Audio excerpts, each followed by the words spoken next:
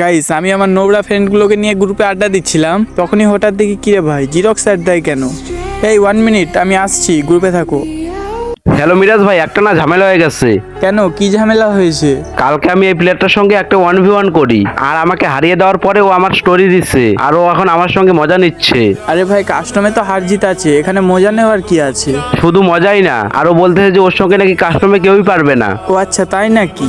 অবস্থা থাকলে তুই আয় 1v1 এ। মিরাজ ভাই, ওর সঙ্গে একটা ভার্সেস করো তো, অনেক ভাব নিচ্ছে। ঠিক আছে জিরক্স, তুমি একটা কাজ করো, চলো রুম বানাও।